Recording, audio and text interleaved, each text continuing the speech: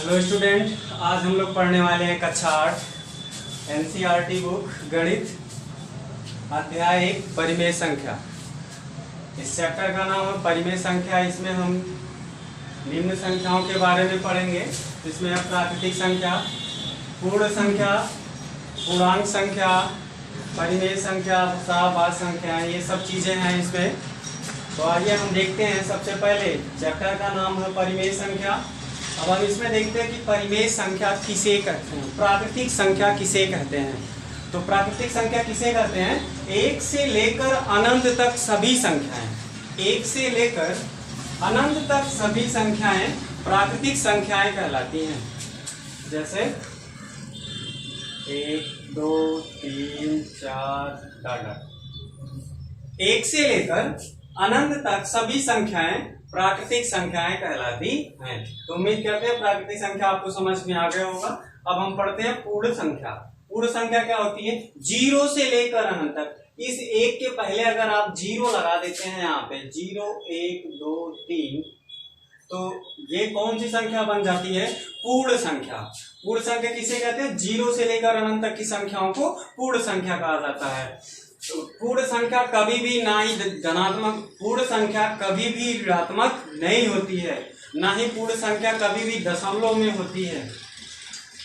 अब अगला है पूर्णांक संख्या किसे कहते हैं? पूर्णांक संख्या धनात्मक से लेकर ऋणात्मक तक सभी संख्याएं, अर्थात धनात्मक से लेकर ऋणात्मक तक, अर्थात प्लस से लेकर माइनस तक जितनी भी संख्याएं आती हैं सभी के सभी पूर्णांक संख्याएं कहलाती हैं। पूर्णांक संख्याएं 3 प्रकार की होती है, धनात्मक संख्या, ऋणात्मक संख्या, तीसरा होता है ना ही धनात्मक और ना ही ऋणात्मक। धनात्मक संख्या किसे कहते हैं?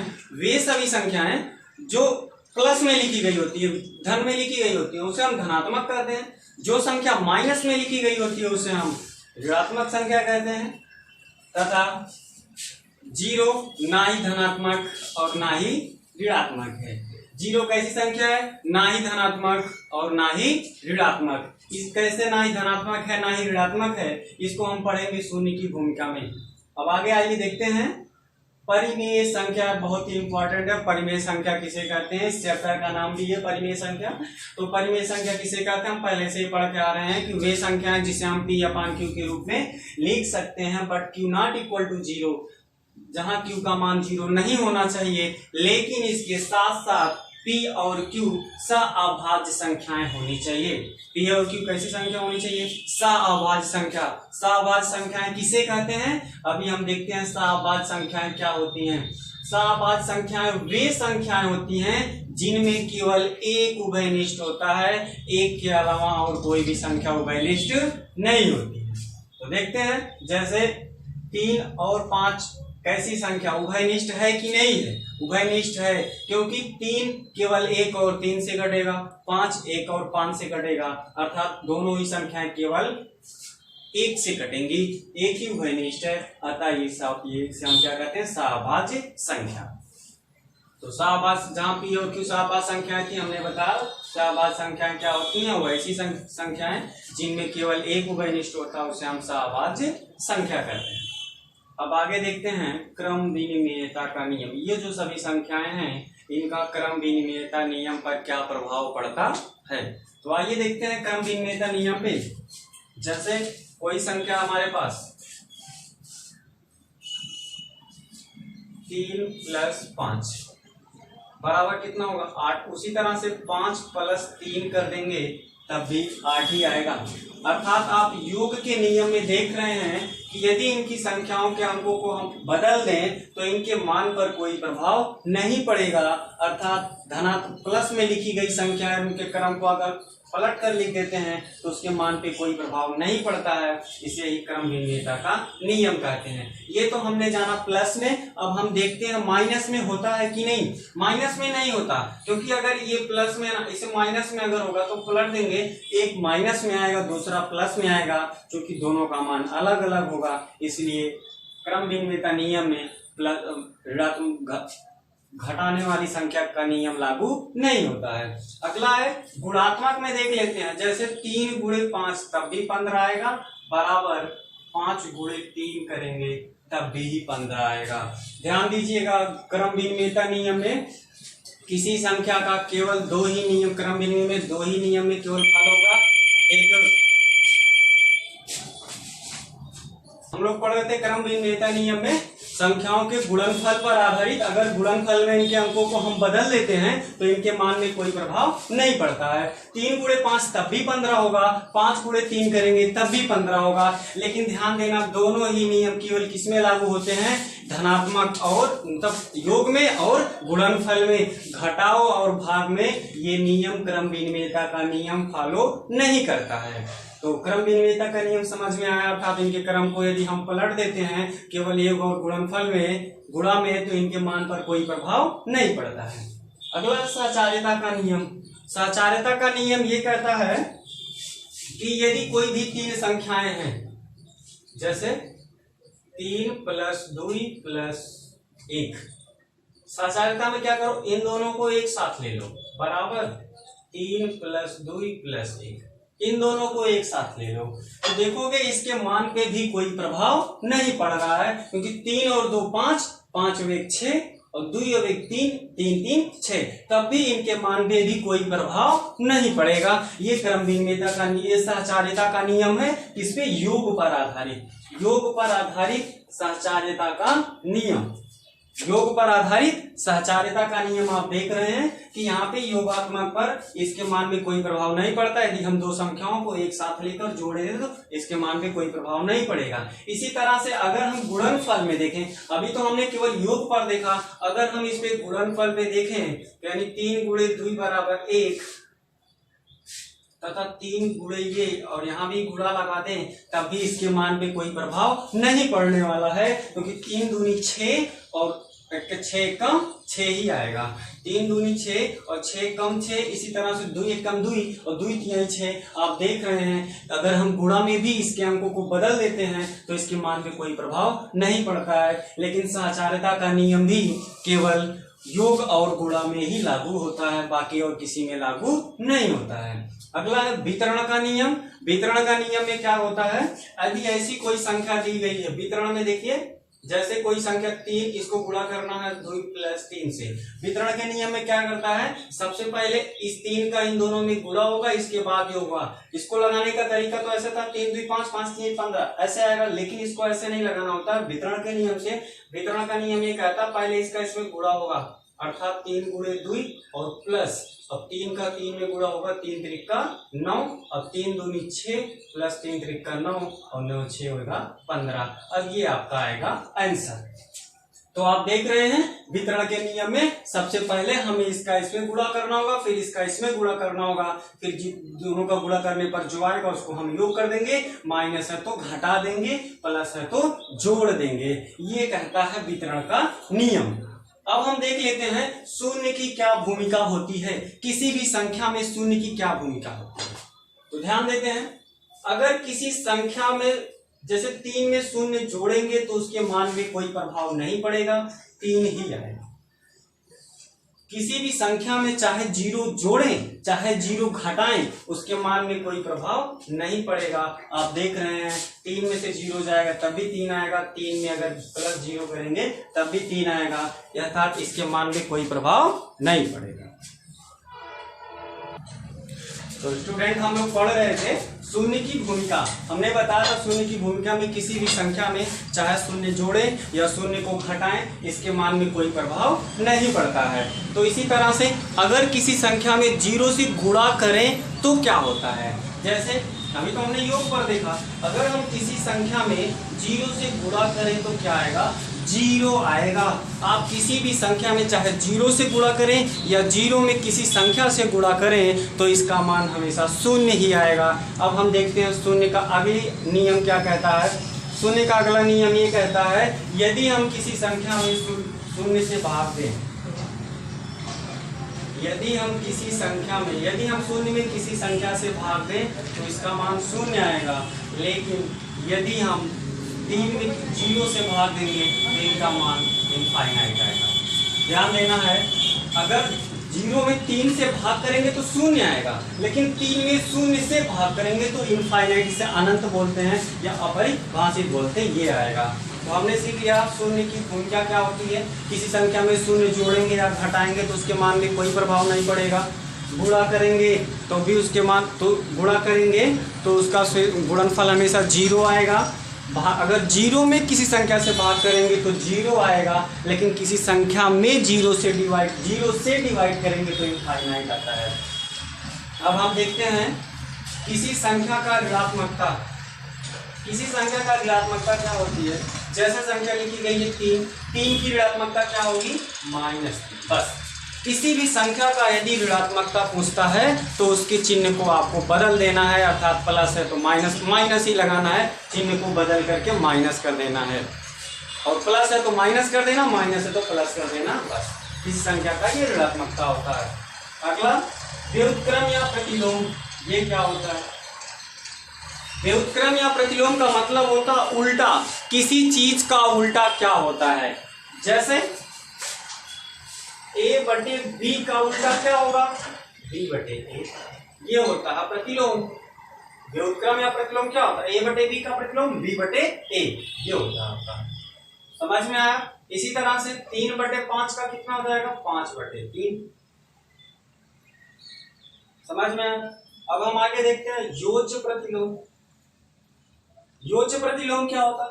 किसी संख्या का जो योज्य प्रतिलोम होता है वो उसका चिन्ह बदल देता है, अर्थात जैसे -a/b का योज्य प्रतिलोम क्या होगा a/b।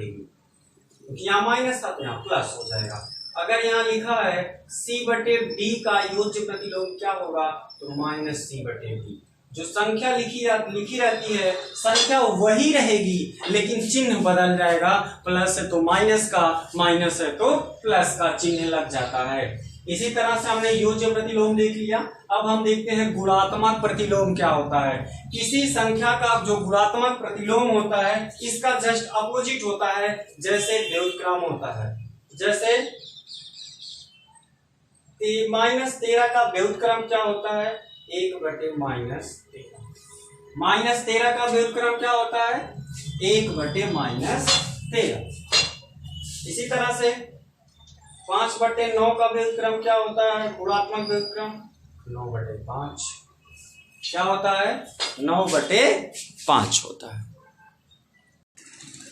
तो आप लोग देखिए, आपने गुणात्मक प्रतिलोम पढ़ लिया, योज्य प्रतिलोम पढ़ लिए, व्युत्क्रम या प्रतिलोम पढ़ लिया। किसी संख्या का ऋणात्मकता क्या होती है, शून्य की क्या भूमिका होती है, वितरण का नियम क्या कहता है, साहचर्यता का नियम क्या कहता है, क्रम भिन्नता का नियम क्या कहता है, सहभाज्य संख्याएं क्या होती हैं, परिमेय संख्याएं क्या होती हैं, पूर्णांक संख्या क्या होती है, पूर्ण संख्या क्या होती है, प्राकृतिक संख्या क्या होती है।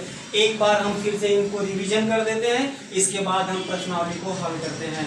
तो देखते हैं एक बार प्राकृतिक संख्या किसे कहते हैं। 1 से लेकर अनंत तक की संख्याओं को प्राकृतिक संख्या कहते हैं। 1 से लेकर अनंत तक की संख्याओं को प्राकृतिक संख्या कहते हैं। इसी तरह से पूर्ण संख्या किसे कहते हैं, 0 से लेकर अनंत तक की संख्याओं को पूर्ण संख्या कहते हैं। 0 से अनंत तक, और पूर्ण संख्या हमेशा एक पूर्ण संख्या होती है, ना ये कभी दशमलव में होती है और ना कभी ये दशमलव में होती है, ना ये कभी ऋणात्मक होती हैं। पूर्णांक संख्या किसे कहते हैं, धनात्मक से लेकर ऋणात्मक तक सभी की सभी संख्याएं पूर्णांक कहलाती हैं। यह 3 प्रकार का होता है, धनात्मक, ऋणात्मक और ना ही शून्य, ना ही धनात्मक ना ही ऋणात्मक। अगर संख्या धनात्मक में प्लस में लिखी गई है तो धनात्मक पूर्णांक, माइनस में लिखी गई है तो ऋणात्मक पूर्णांक, 0 है तो ना ही धनात्मक ना ही ऋणात्मक होता है।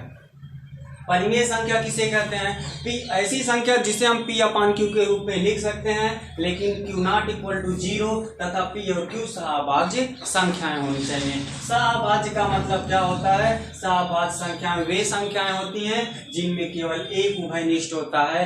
जैसे 3 और 5 देख लीजिए, इसमें केवल एक ही उभयनिष्ठ है, अर्थात 2 संख्याएं जब केवल एक से ही कटती हैं, एक के अलावा किसी और से नहीं कटती हैं, तो उसे हम सहभाज्य संख्या कहते हैं।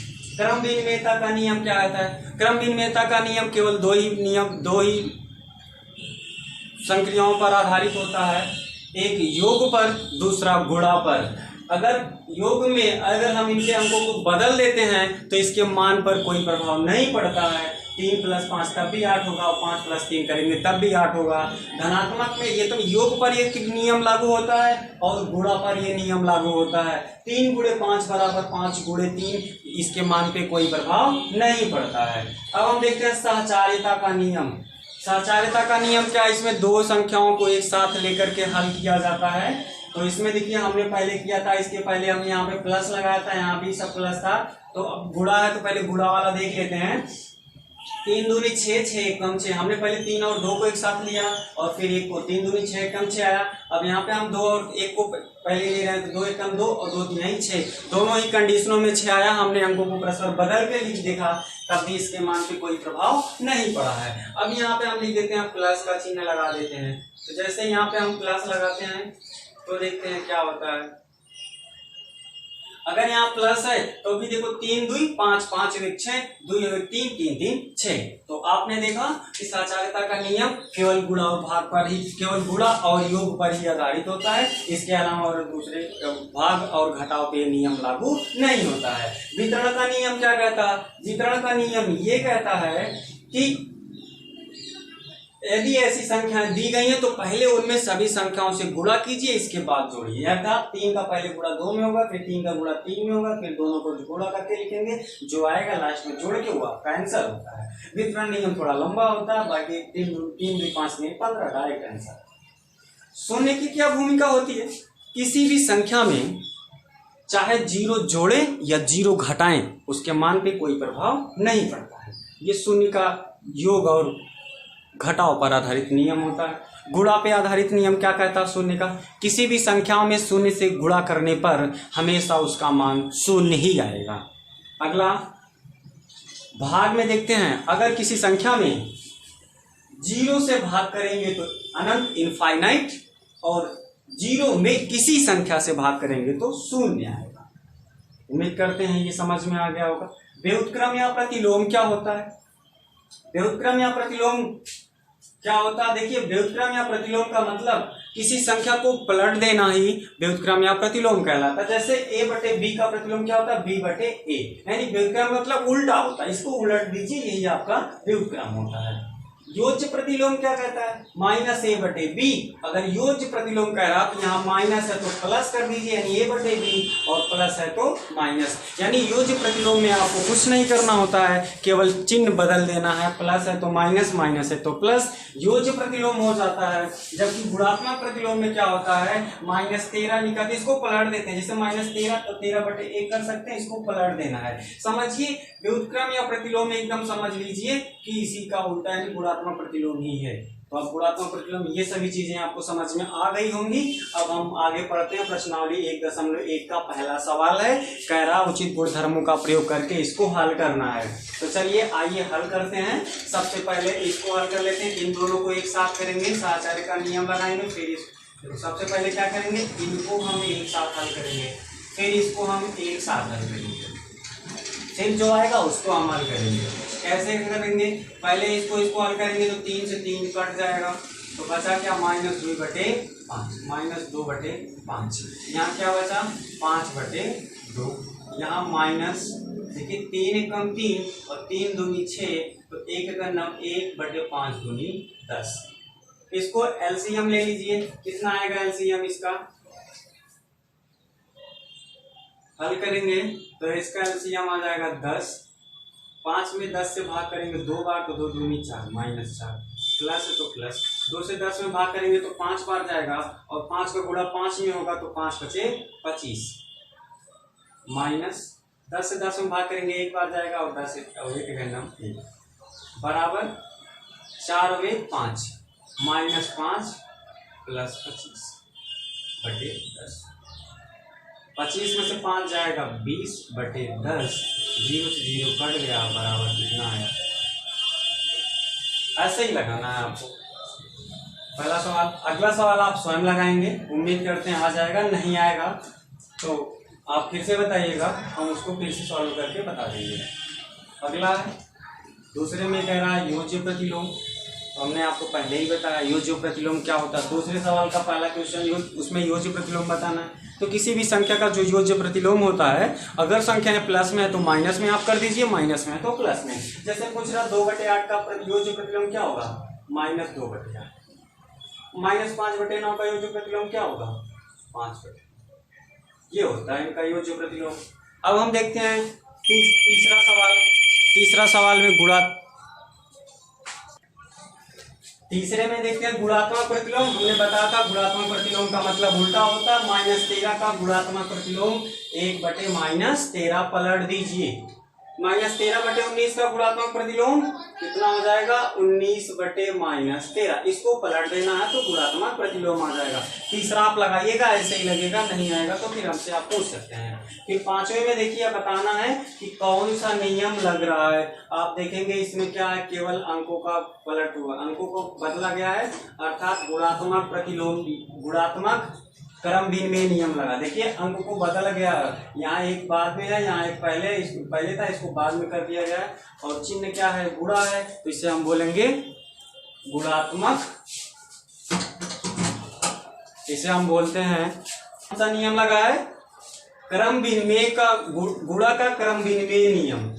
इसमें देखिए क्या है, इसमें भी गुणा ही है, लेकिन इसमें भी देखिए अंकों को क्या किया गया? बदला गया है। पहले -13/17 था, इसको बाद में लिखा गया। एक दूसरे नंबर पे था, इसको पहले लिखा गया। चिन्ह गुणा में है, तो अर्थात गुणा का ये क्रम विनिमय नियम है। अगला देखिए इसमें क्या हुआ है? व्युत्क्रम है, अर्थात प्रतिलोम उल्टा है। जैसे -19/29 है ना, तो 19/29 का देखिए उल्टा लिख दिया गया है गुणनफल, अर्थात दी गई संख्या का व्युत्क्रम गुणनफल। इसमें कौन सा नियम लग रहा है? दी गई संख्या का व्युत्क्रम गुणनफल। छठा क्वेश्चन देखते हैं। कह रहा है 6/13 को -7/16 के व्युत्क्रम से गुणा कीजिए। तो आप देखिए 6/13 को गुणा करना किससे? -7/16 का व्युत्क्रम, यानी पलट दीजिए आप इसमें, तो हो जाएगा 16/-7 गुणा कर दीजिए। 16 छक्का 96/13 माइनस, ये आपका आंसर हो जाएगा। व्युत्क्रम का आता तो इसको पलट करके गुणा कर देना है। अब इसमें कह रहा नियम बताना कि कौन सा नियम लगेगा। आप देखिए 7वां सवाल है प्रश्नावली 1.1 का। इसमें आप देखिए सहचर्य नियम है। पहले इसने 6 और 4/3 को लिया था, अब इसने 1/3 और 6 को लिया। गुणात्मक नियम लगता है, गुणा नियम सहचर्य में। ये कौन है? सहचर्य नियम।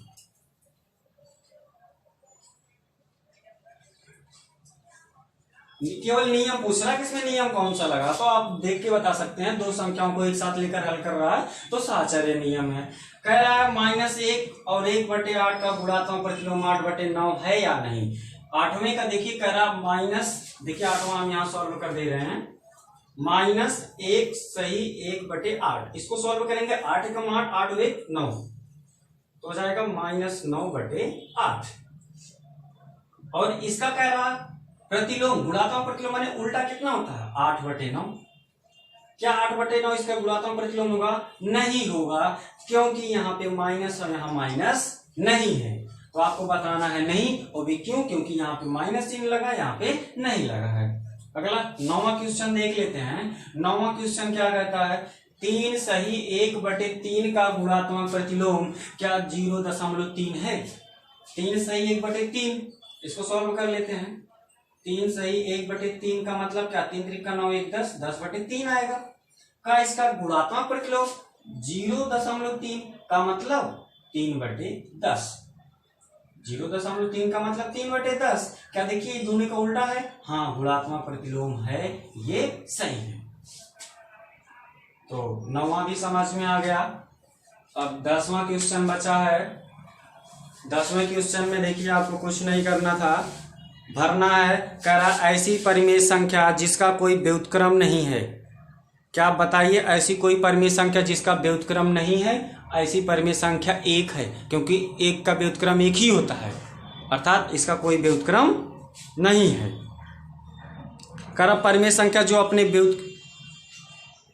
नहीं, ऐसी परिमेय संख्या जिसका कोई व्युत्क्रम नहीं है वो संख्या है 0, क्योंकि 0 का कोई व्युत्क्रम नहीं होता है। और अगला है 10वें का दूसरा, परिमेय संख्या जो अपने व्युत्क्रम के समान है।